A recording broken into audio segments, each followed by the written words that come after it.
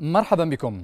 من بين الأخبار والأحداث التي حدثت في الأسبوع الماضي مشاهدينا، هناك خبرين مهمين نريد أن نسلط عليهم الضوء ونقرأ أبعادهم. الخبر الأول الذي سنبحث عن أسبابه وعن أبعاده المتعلق بحالة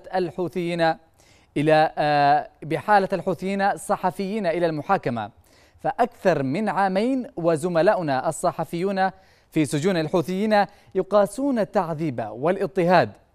أما الأهالي فهم محرومون من معرفة مصير أبنائهم وذويهم. تطور جديد في القضية، فقد أحال الانقلابيون الحوثيون 10 من الزملاء إلى النيابة الجزائية تمهيدا لمحاكمتهم في ظل وضع بعيد كل البعد عن العدالة. هي ذاتها المحكمة التي أصدرت حكما بالإعدام على الصحفي يحيى الجبيحي. هنا نتساءل: أين هي المنظمات الدولية المعنية بحقوق الإنسان والمدافعة عن الصحفيين حول العالم؟ هل هناك جهود للإفراج عن الزملاء الصحفيين أم أنها صامتة تماما؟ وهل تستطيع فعلا هذه المنظمات الضغط على الحوثيين للإفراج عن المختطفين؟ مشاهدينا، في هذا الخبر المتعلق بإحالة الحوثيين لزملائنا الصحفيين للنيابة الجزائية وأيضا ممارسة التعذيب والانتهاكات بحقهم، دعونا نركز على جانب مهم في هذا الموضوع. يتعلق هذا الجانب بدور المنظمات المعنية بحقوق الإنسان وأيضا المدافعة عن حقوق الصحفيين. مشاهدينا، دعوني أستضيف معي هنا في الاستوديو الصحفي والناشط السياسي السيد وديع عطا. مرحبا فيك سيد وديع.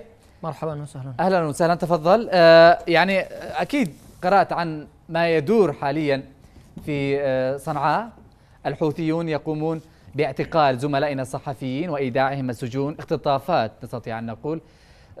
لا يعرف ما مصيرهم، ما هي حالتهم الصحية، كثير من هذه المعلومات غائبة عن ذويهم أيضا.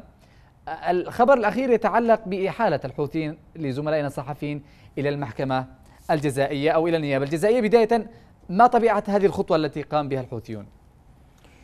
الحقيقة بأن هذه الخطوة تعتبر تصعيد سلبي أيضا في السياق السلبي الكلي لهذه القضية التي بدأت باختطافهم بشكل غير قانوني أصلا من الفندق الذي كانوا يقيمون فيه في 9 يونيو 2015.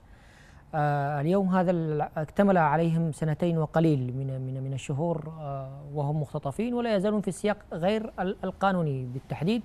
هذا التطور يعني يفترض بأن يلفت نظر الاتحاد الدولي للصحفيين، يلفت نظر نقابة الصحفيين المختطفة من قبل الحوثيين التي لا يزال رئيسها حتى الآن ياسين مسعودي لم ينبت ببنتي شفا يعني حول زملائه الصحفيين، لم يقل عنهم كلمة. لا يزال هناك من حملة المباخر الإعلاميين والصحفيين من يسوقون بأن هؤلاء عبارة عن جواسيس ويتهمونهم اتهامات للأسف لا تمت إلى واقع المهنة ولا إلى أخلاقيات التعامل الأخوي مع زملاء ومع أبناء مهنة ومع أبناء وسط واحد يعني بصفة أو صلة. الموضوع يتعلق في الحشد أو الاحتشاد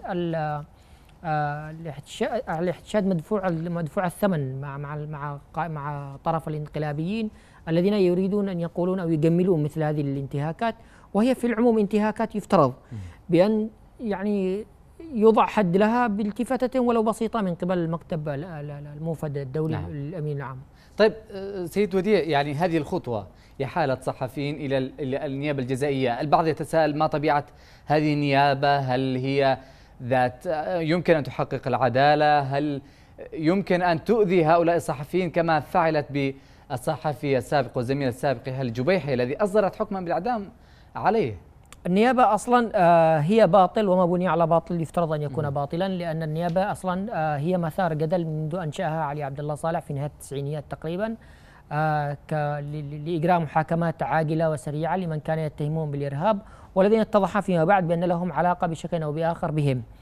هذه المحكمة كذلك أيضا سقطت قانونيا وسقطت أخلاقيا وإجرائيا وفقا لمخرجات الحوار الوطني التي قالت بأن هذه المحكمة تعتبر لاغية.